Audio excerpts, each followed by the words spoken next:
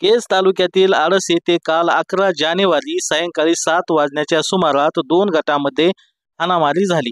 ही माहिती मिळताच धारूर पोलीस स्टेशनचे अधिकारी यांनी घटनास्थळी धाव घेऊन सदर 2 गटामध्ये वाद शांत केला। या दोन्ही गटांना धारूर पोलीस स्टेशन येथे बोलावून या भांडणामध्ये जखमी फिर्यादी आकाश विश्वनाथ आकुसकर व 29 वर्ष राहणार आडस याची वैद्यकीय तपासणी करण्यात आली। गुन्ह्यातील आरोपीची नावे गौरव मल्लिकार्जुन आकुसकर, संघर्ष शिवदास आकुसकर, सोन्या शिवशंकर आकुसकर, सूरज भारत पतरवाळे यांना तात्काळ अटक केले।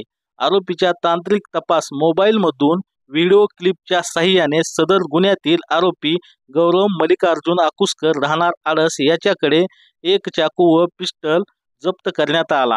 या गुन्ह्याचा तपास माननीय पोलीस अधीक्षक श्री नवनीत कावत व अपर पोलीस अधीक्षक चेतना तिडके मॅडम व केज उपविभागीय पोलीस अधीक्षक कमलेश मीना यांच्या मार्गदर्शनाखाली धारूर पोलीस स्टेशनचे प्रभारी अधिकारी सहाय्यक पोलीस निरीक्षक देविदास वाघमोडे व पोलीस उपनिरीक्षक SR Sarje, head constable AR Pande, RC Dudhane, विशाल मुजबुले, गायसमुद्रे शेख यांनी आरोपींना अटक करून न्यायालयात हजर केले असता न्यायालयाने 15 जानेवारीपर्यंत पोलीस कस्टडी मंजूर केली आहे।